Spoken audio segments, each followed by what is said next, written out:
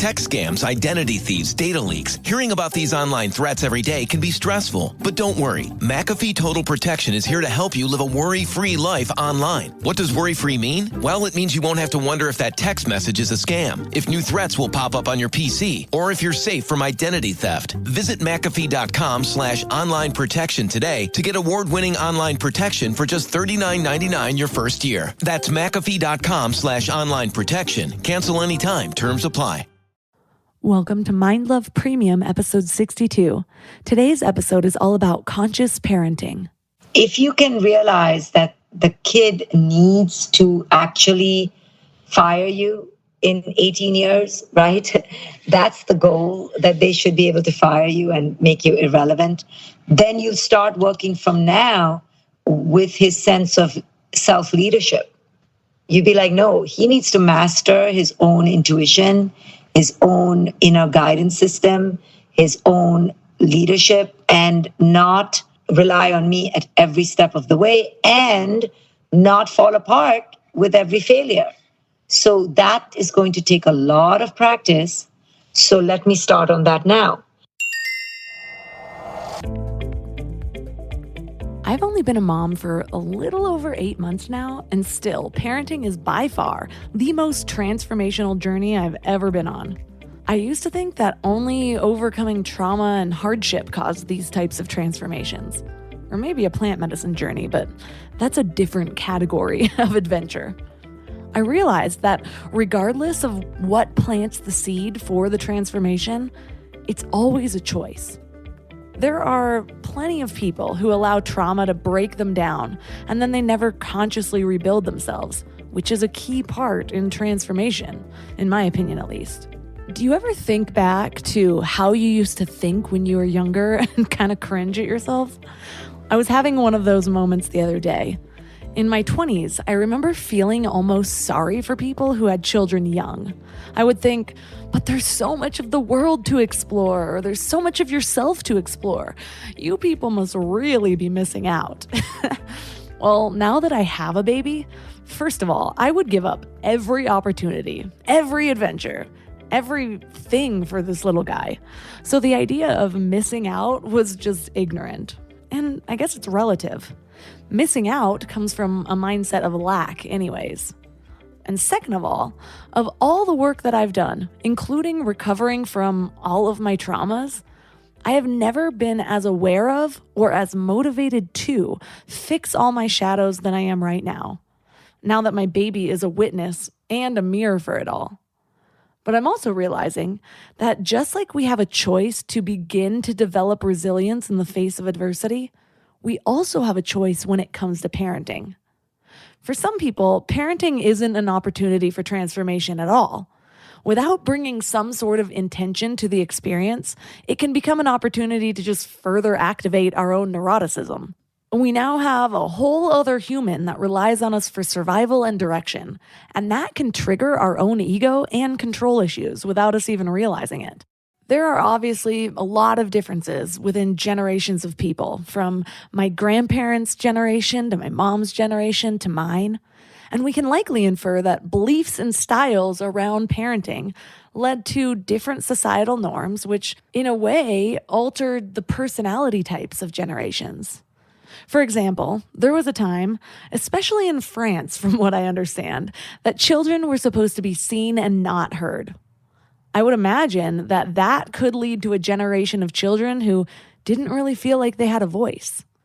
We can also see how parenting styles across cultures tend to create different personalities that best fit into that culture. Parenting styles can affect confidence, work ethic, how serious or outgoing a person is.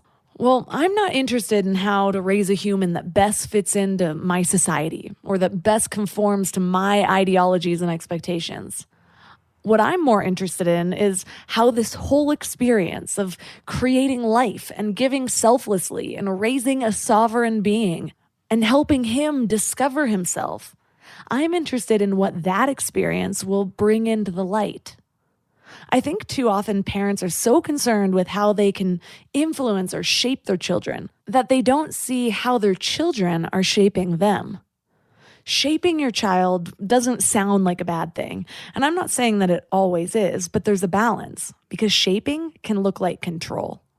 This approach can create expectations. And if your child doesn't live up to your expectations, which is really just your own imagination of how you think they should be, then you feel disappointed and your child feels that. What if you looked at being a parent as discovering and nurturing a life rather than shaping it? In a way, this brings a mindset of love and acceptance to your role as a parent. And just as is true with any form of growth, it starts with acceptance of what is. And from there, you choose how to react. You can resist and try to change who your child is, or you can support and nurture who your child is.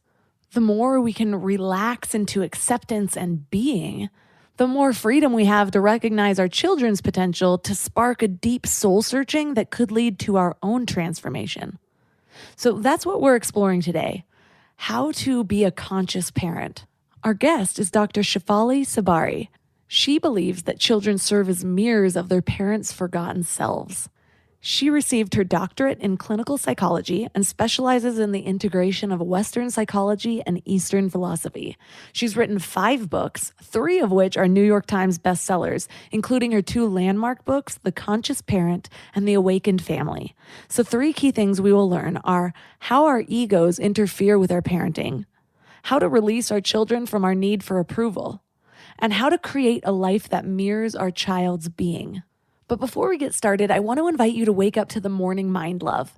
Every weekday morning, you just get a little inspiration to set your tone for the day and give you something positive to focus on, kind of like a short note from your higher self. Plus, when you sign up, you get 2 free gifts, a beautiful 30-minute binaural meditation and 30 days of self-reflective journaling prompts to help you grow. And it's all completely free. So join over 9,000 people and go to mindlove.com to sign up. And now let's welcome Dr. Shefali to the show. Thank you so much. I'm happy to be here. So I have been reading several of your books recently because I am a new mom. And so I wanted to ask you, how did you get started in really applying spirituality to so many of the regular things that we do in life? Well, because meditation and the practice and the teachings of meditation are a very integral part of my personal life. And there's just no way I can't see the world in any other way except through the lens of that spiritual practice. So it's quite natural that it would bleed into all my other stuff. Exactly. And I know you have a brand new book out, The Radical Awakening, but I am currently right in the middle of The Conscious Parent. And I wanted to ask, how do you think explaining it to somebody who hasn't really grasped the idea of what bringing consciousness to parenting means, what does that aspect of consciousness do to change the way that we parent? It allows you to infuse the present moment with an awareness that whatever's happening right now with your child is not just happening because it's happening inside your child, but because of your upbringing, your emotional baggage that you're bringing to the present moment. So your goal then doesn't become just to focus on your child, but your goal becomes to focus on what's going on inside me that is creating this narrative and what's going on inside me that is creating my perception. I have already been thinking about this concept, and my baby's only 7 months old, but there's been so many times too where I'm a new mom. So a lot of this, the whole thing is new for me. But when my child is, say, having a tantrum or crying and I can't get him to stop, I'm realizing how much I need to focus on the energy that I'm carrying, because if I'm letting his anxiousness make me more anxious, then it's just sort of this self-perpetuating cycle. And one of the things that you said that really was intriguing to me was this idea that there's a spiritual reason that we give birth to our children. Can you talk more about that? Well, the reason really is so that our children can wake us up. So the reason isn't because there was something in the past, life. We don't know any of that. But what we do know is that when our child comes to us, how we deal with that child is going to wake us up at some point or the other. So our children are our teachers that come here. They're our awakeners to wake us up to our own past, to our own patterns, as far and as deep as we're willing to look at those patterns. If we're not willing to look at those patterns, then what can we do? But if we are able to look at our patterns, then our children are our greatest spiritual teachers. Yeah, exactly. And I find even when I got married, just having another person in my presence was this source of so much awakening to my own patterns, because I think when I was living alone, it was really fairly easy to not even acknowledge or recognize that I had certain patterns because there was nobody there to mirror them or to react to them. And so I would look at myself and I'm like, oh yeah, I'm pretty peaceful. I'm pretty zen. But it's pretty easy to be zen when there's nobody to talk to. Right, exactly. So when you're not challenged, fatigued, nobody is asking for you 24/7, it's very easy to practice mindfulness. The real challenge of mindfulness comes when you erupt in the moment because of all the demands on you, and nothing better than to demand on you than an infant, right? Yeah, I have never felt more needed in my life. And in one hand, it's amazing. And then on the other hand, it's exhausting. It's exhausting, yes. And it's like, even with this little being who we interact with mostly energetically, because yes, I talk to him a lot, but he can't talk back to me. So it's more about being with this little guy. But I imagine, especially as he starts to develop autonomy and he starts to develop his own little ego, I imagine how our egos are going to interact and how that's going to be this extra challenge. I even think back to the way I interacted with my own mom and how much both of our egos came into play with that. I'm curious, how do you see egos interfering when it comes to parenting? All the time, because the ego is the personality that the parent developed to survive their own childhood. And it blocks them from truly seeing who the child truly is. It happens all the time. And it's really hard to disentangle when that happens, because the ego is so familiar to us that we believe that the ego is us. It's really hard to realize, oh my goodness, this is just my survival. So for example, if you grew up being a super achiever because that's how you got your validation when you were young, you develop this egoic personality of achieving. Now, if you're not aware of it or if you're not connected to it, then you will superimpose this super achiever personality on your children and expect them to meet your standards. And you won't even realize that you are doing that. That is how the superachiever messes with your ability to truly connect to your children as your children are. How do we release our children from that need for approval from our own egos? Only when we release our own ego around that and are willing to become aware of our need for our children to listen to us and that we need to approve of them and all the things that we were raised with. Only when we're willing to look at that, only then when it shows up in the present moment, your kid comes to you with a C grade and you're freaking out and you're not even aware. It takes a lot of guts to be aware, to then say, okay, this is my ego. I'm bringing it into the present moment. And I need to see this so that I don't plague my child with this ego. So if our own egos were developed in order to survive our own childhoods, what is the goal with conscious parenting? What type of relationship are we trying to help our child develop with their own egos that might basically blossom a little bit more gracefully than the egos we're all dealing with? Yeah, great question. So we are trying to not impose our ego on our children so that they can evolve as naturally as possible. And of course, we will still mess up, but we want to, as much as possible, listen to them and allow them to tune into who it is they are, rather than impose our ideas, our expectations, our fantasies onto the kid, right? So we give them a chance to find who it is they are. So when we are helping our child with this, when does it start? Are we looking for different ways to interact with them that might not be the same as our default all the way from infancy? Or does it start when they're a toddler and they're able to interact in a more real human type of way?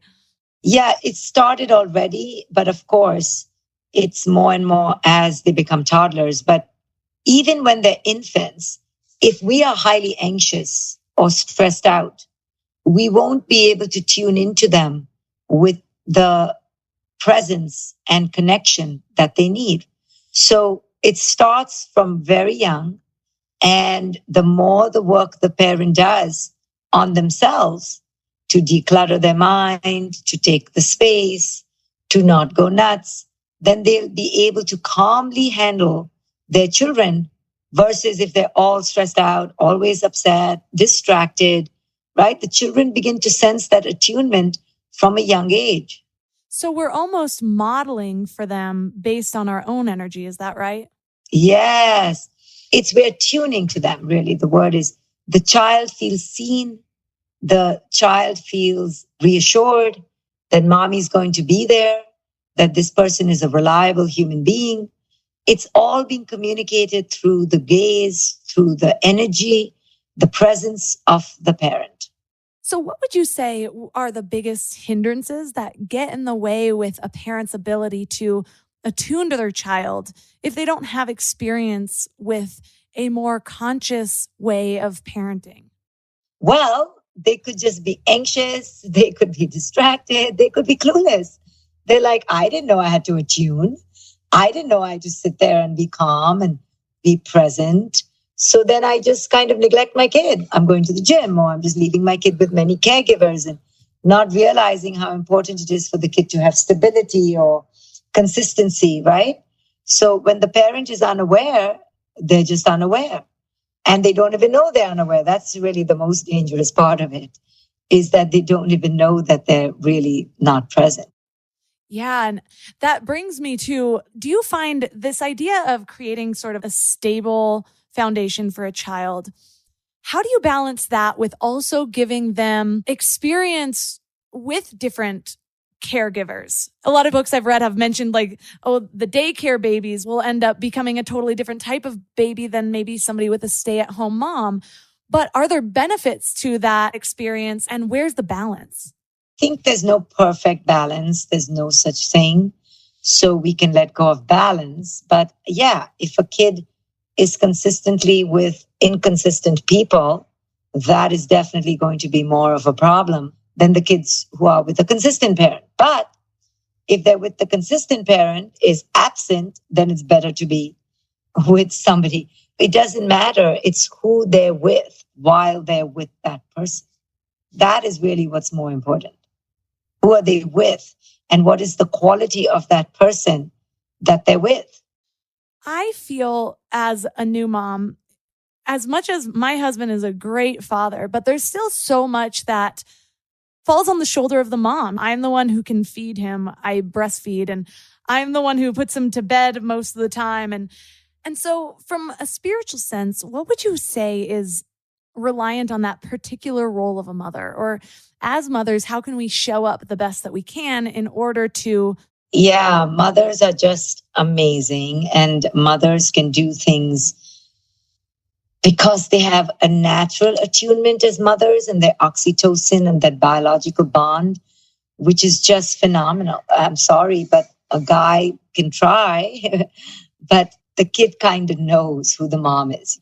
And it's something very special that the mother is. And it's nothing anti-feminist to say that the mother fulfills a very particular role. So I love the mother. I think the mother is really special, and the mother needs to be exalted, and the mother needs to learn that she can take great pride in her capacity to be the one to give the child what the child really needs. The child really needs something that only the mother can give in a way. So I am a very empathic person, and in all of my relationships, I have this urge to fix. And this is something that I've been working on for years, because it's like somebody might be going through some hardship, but I can feel their turmoil. And so I want to fix it so I don't have to feel that way sometimes. Right. And I can already feel that coming up, bubbling to the surface with my child. And I anticipate that becoming even more difficult as they age, as he's able to walk around, hurt himself in other ways, get his heart broken for the first time. And I know it's going to be a slight struggle to not try to basically pave the way for him or to help him skip some of those mistakes. How do you resist that temptation to control and to let the child sort of lead the way and make those mistakes on his own? Yeah, it's really hard for people who are saviors and fixers and controllers.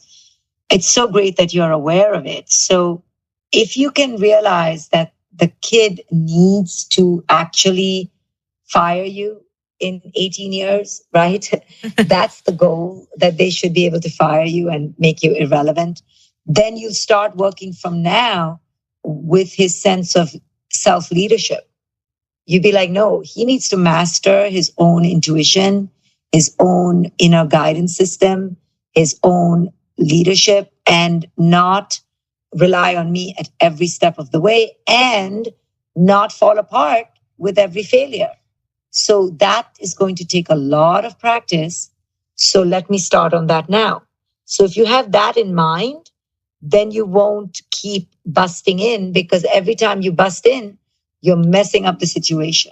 Yeah. And it reminds me of what you say about parenting from wholeness instead of from our wounds. And that makes a lot of sense. And also, I can see how, like we talked about before, when we have that reflection or other people kind of mirroring or bringing out parts of ourselves that we didn't even know were there, I imagine through parenting, we're also going to discover some of the wounds that we haven't healed yet. So how do we apply that parenting from wholeness if we're just rediscovering new wounds, if that makes sense? I know, right? Like, can we ever catch a break? The thing is this, we cannot be fully conscious. So forget that. The wounds will keep coming up. The real artistry is to know when that you are in a wounded place and how to become aware of it, be compassionate and go talk to a therapist about it, and then to not therefore project it on your kid. So it's not that you will not be triggered, and that's what you need to avoid. It's that what will you do when you're triggered? Do you understand? I do. And when I'm triggered, if I know that for me personally, slowing down is the biggest part. Taking a deep breath, maybe being able to tell my child, mommy needs to take 10 deep breaths in the bathroom. And possibly that's modeling a behavior that my child could use. What have you found that's helpful in that aspect? Because I know it's easy to say when we're talking about it here in this Zen place, but when we are actually triggered, our prefrontal cortex goes offline and we're in an emotional brain too. So what are some of your tricks for sort of taking that step back, and what's best to model for that child in that moment? Yeah, I think there's nothing better than taking a pause, non-reaction, leaving the room. There is nothing to beat that, so that you don't regret later all this stuff that you spew out on your children. I learned, I wasn't even as conscious as you when my kid was young. I had to really learn it fast on the job. But I learned through aversion. I realized that every time I lost my control, I had to deal with the worst aftermath of my guilt and of the kid going nuts for even longer than if I had just handled it beautifully. So I began to learn through aversion, like, don't F this up. This is going to be worse in the payback. So once I got that in my psyche, I just stopped effing up, because I was like, I can't pay the price for this. So I did it through an unconscious way of just like, because I don't want the punishment, that's why I'm going to be conscious. But that works because you learn through the negative stuff happening. But other ways are just any way you can take a pause, take a pause, take a pause. One of the things that you said in The Awakened Family was that your reaction is your child's trigger. And that was just an eye-opening moment for me, because I started thinking, yeah, you're right. my triggers are a lot of my mom's old reactions. Yes, exactly. So that's really scary, isn't it? But once we realize that, and we stop dumping the anger on the kid, and that's why I say, ask yourself, what does this say about me? What does this say about me? And that's the way to not dump your stuff onto your kid. So when you're going through these sort of internal processes to help manage your external reactions, are you also sharing some of the things or the ways that you're working through this with your child? No, they don't need to know your inner process at all. You just have to show up in your most conscious self without dumping the process and mommy feels so bad and grandma was a lunatic. No, the kids don't need to know that. They just want to see the conscious outcome. So what if you make a mistake and you do react in a way that you wish you didn't? How do you then go back to your child and reconcile that in a way that they'll understand and that also might be a way to model for them? Yeah, it's hard. You're not always going to reconcile it right away. Sometimes the kid is too young and you're going to feel terribly guilty. So you just have to, when they're young, you can't explain much. So you just have to show up differently. If they're older and you can explain stuff, then you can say things like, mommy lost her temper because she was really upset and tired, and that's not okay. It's never okay to talk like that. It's never okay to be like that. So I hope you can understand that mommy understands that that's not okay. Depending on the age, you can contour the lingo. Right. So one of the things that you teach also is this idea of building a household on being. For the many listeners who probably haven't read your books like I have, what do you mean by that? Well, because childhood is so imbued and indoctrinated with so much doing that kids are running on empty with schedules that are insane and overburdened by achievement and busyness. So when you think about the being state, you put that in the forefront instead of achievement and doing. And you break free from the prescription lists that mandates that every minute has to be filled up and every moment has to be a teaching moment. And just allowing children to have the space to just be. We don't have to learn something out of every playtime, and we don't have to make a monument out of every art project. It can just be some paint on paper. It doesn't all have to amount to a product with an outcome, with a bow. Yeah, it's funny because I have a lot of new mom friends at the same time because apparently we all flock together when we have our first baby. And it's just funny because a lot of my LA friends, they're already my baby's 7 months old. So theirs are around that age and they're already like looking into preschools because apparently you have to do that in the LA area. And a lot of them are competition. Yeah. And a lot of them are academic space, whereas a lot of the books I'm reading really do value that importance of just play. Like they'll learn the academics or they'll learn the lessons later on so much more easily. Whereas now the goal seems to be to create more of a container for them to just discover who they are on their own and for us to follow. Exactly. So knowing what you do, you try to find a preschool that's more aligned to you. And don't fall into the madness that everyone else is falling to. You can create your own little pod at home.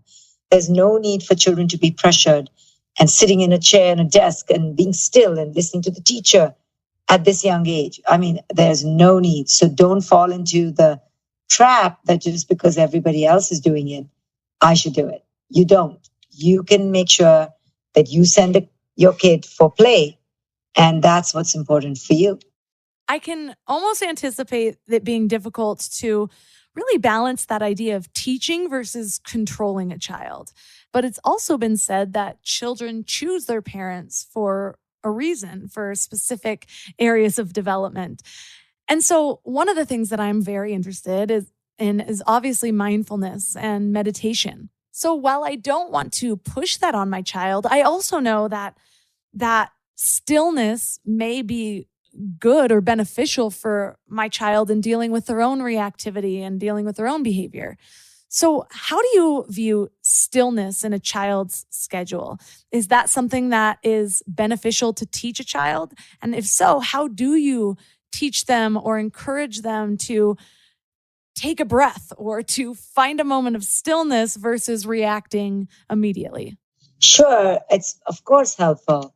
It's just that we can't impose it on the child. We can't be like, okay, now we've been playing for 3 hours. Let's be still for 2 minutes. It's allowing the child to find its own rhythm, and stillness is even more important.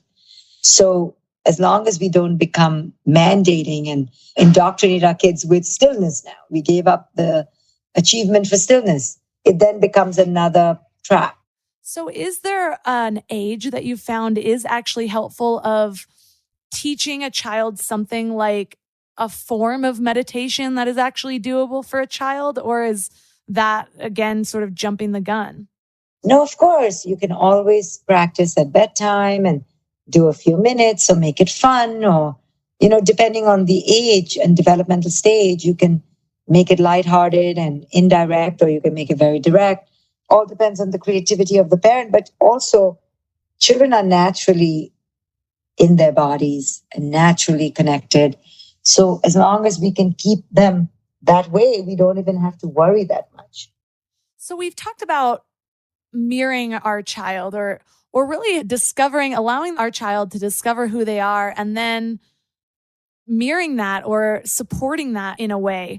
How do we create that support when we start to discover who our child is or create a life that mirrors who they are? Once you discover the inherent disposition and the inherent temperament, you, as far as possible, you try to attune their external to their internal. So I remember when my kid was young, she didn't like competition. So even if the whole class was doing something competitive, that wasn't her nature. So I couldn't push that activity. Or she preferred more one-on-one things, or she preferred hip hop to ballet. So as you see their temperament blossom, you can choose things on the external that more align with their inherent temperament than not, right? You can step by step that's why it's so important to not do any of this right away and just impose our stuff on our kids without them leading the way a little bit. I see a lot of this requiring that deeper connection or what you call attunement to our children. But I know that a lot of times when the harder we try at something like that, like really try to connect, a lot of times it has the opposite effect. What are some of the biggest ways that we undermine our attempts to connect with our children? By neediness, by anxiety, by control. If we're just in our presence, that is connection. We think connection should be hugging and kissing and smothering and obedience and compliance, but that's just neediness and control. Or we think connection is that we should be talking to each other 16 hours a day. That's just neediness and control. So when you're just present and spacious and attuned to your kids, they'll come to you when they need to and they'll leave when they need to. And you can just be in alignment with that. So how do we handle their mistakes in a way that isn't imposing our own ego onto it? Right. We do just that. We let them make their mistakes and watch our own ego rising and try not to contaminate their learning curve with our nervousness or our fears. So we create a space for our child to make mistakes and to learn on their own ways and redirecting. But how do we handle discipline in a way that's actually spiritually or developmentally beneficial for them?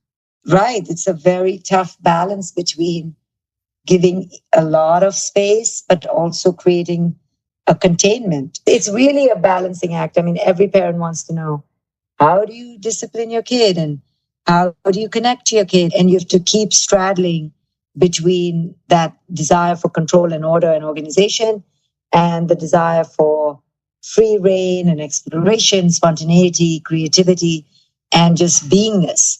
And I think parents who are aware, parents who are willing to own that they've made mistakes, can more easily titrate that. There's no formula. Parents want a formula. If this happens, what do I need to do? And there is no formula. One of the biggest things that keeps coming up in a lot of these books on parenting is validating a child's emotions. And you talk about validating their being, which I had not heard in a book before. What is the difference between validating a child's behavior and validating their being? Yeah, the behavior is, if a kid is throwing a tantrum and crying, their behavior is that they're throwing a tantrum and crying. Their being is what's going on underneath that behavior. Like, what are their needs? What are they feeling? How can you support their being state and not pay so much attention to the behavioral state? That's the ability to attune to what's going on beneath the surface without focusing on the seduction of, oh my God, my kid is throwing his ball and kicking his legs. And often, because our senses see what they see and we get beguiled by our senses, we don't realize that that is just the material or physical manifestation of something deeper. There's something going on within the kid, and we need to tap into and understand that. In The Awakened Family, you talk about basically moving from discipline to enlightened boundaries. What do enlightened boundaries look like? Well, let's see what discipline looks like, and then what the enlightened boundaries will be the opposite. So discipline is heavily punitive, it's hierarchical, it's random, it's arbitrary. The parent just decides, I'm taking away your phone, or you're not allowed to go out, see your friends. And enlightened boundaries really emerge from the situation in a more enlightened way. So if the kid has a curfew, taking away his video game is not going to teach him why he missed his curfew. So teaching about curfew, or when the kid misses his curfew, you're trying to teach order, organization, responsibility. So it's better to put in 5 alarms. And if the kid still doesn't do it, then the kid can create things that make sense to the situation rather than coming from punition and control and fear. That makes a lot of sense, because it basically sets up the child to be able to fix this mistake on their own. One of the things that I keep learning is the more we think that by kind of controlling the child's behavior, that it's going to create the child that we want or create the behaviors that we want. But so often it decreases the child's motivation to ever do that thing on their own, because they know that mom or dad is always going to be there nagging at them regardless. And so it can't really fall through the cracks, versus if you allow them to experience the mistake, to face the consequences, and then you kind of act as a consultant. You say, well, how can we make sure this doesn't happen again, and sort of create the boundaries together? Then that might be not only easier for them, or it's a bigger teaching lesson, because then they're able to take those skills on their own, whether it's next week or when they're an adult. Exactly. So the kid becomes dependent on the parents' constant intervention versus the kid realizing their own internal sense of decision making and their own internal sense of finding their own balance between risk and reward, right? Or risk and punishment. So leaving the kid to that, to their own awareness, is so important. So one of the chapters of The Awakened Family is also about judgment and empathy and kind of balancing the two. I am still at an age with my child where it's very difficult to ever be in a judgment zone, but I can see how that would change as he becomes a little person and is doing his own things and making his own mistakes from elementary school brain or whatever it is. How do you deal with judgment when it comes up? When you're working on your own internal process and you're like, okay, I feel judgment. This was a stupid thing that he just did. When you're sort of working on that, doing the inner work, what does that look like for you of diffusing that and moving into empathy? Yeah, great question. So when you truly understand your child and their developmental stage, so when a teenager acts reckless, you can easily judge them. But if you understand their developmental nature and the way their brain develops, you'll have empathy for them. If a toddler takes a marker and marks all over your wall, yeah, you want to judge them and scream. But if you understood the toddler brain and you understood that they're not meaning to be defiant, but they just don't have the capacity for self-regulation, then you feel compassionate. The key to eliminating judgment is compassion, empathy, understanding of the developmental stage. Where is the kid at? And if you more understand where the kid is at, you're going to judge them less because you understand the person, right? When you understand why the thief stole what they did, it increases your chances for empathy. That's what this is about, understanding your kid to the best of your ability. What kept coming up for me is my own anxiousness, which is just funny because I've never identified as being an anxious person or having anxiety until just the last few years. It's mostly from the time of pregnancy. And I'm like, oh, is this why so many moms are anxious? And one of the things that you say in your book is that anxiety is actually a form of doing, which we talked about before, the difference of doing versus being. What do you mean by that when you say anxiety is a form of doing? Anxiety is really a state of mind where your thoughts are telling you, this is not okay, this is not okay, this is not okay, not okay. So it fuels a desire to control that anxious feeling or thought. And then you start doing something to fix the situation because your thoughts are saying, it's not okay, it's not okay, it's not okay.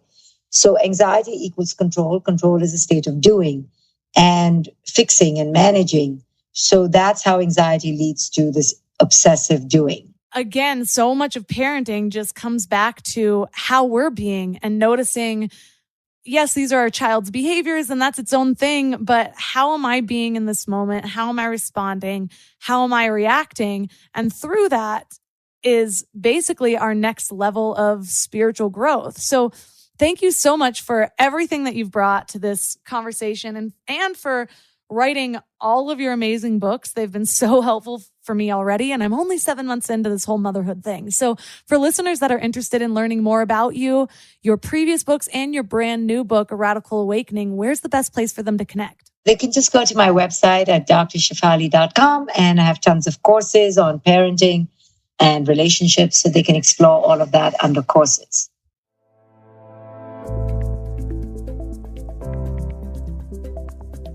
All the links to this episode will be at mindlove.com/x62. Your challenge for this week is to really focus on letting go of control when it comes to parenting.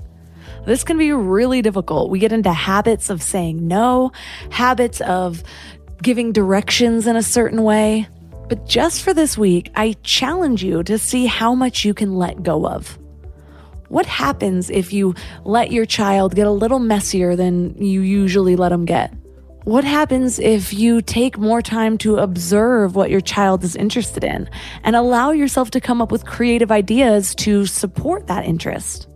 What happens if every day you ask yourself, what is this shedding light on? The moments that you're triggered or annoyed, the moments that you can feel yourself desiring a little more control. There are so many ways to use parenting as a prompt for self-exploration. So play around with it. Where do you feel guided towards? What do you feel curious about? Allow your mind to wander and see what opens up for you. For all of my premium members, I am so grateful for you. Thank you for being Mind Love's biggest supporters. I really, really appreciate it, and I love that you're a part of my community. For anyone else that is hoping to support Mind Love in one way or another, the best ways to do so are just by sharing the show, by leaving a 5-star review on Apple Podcasts, or by joining Mind Love Premium at mindlove.com/premium. And that is all for today. So thanks for giving your mind a little love today, and I'll see you next time.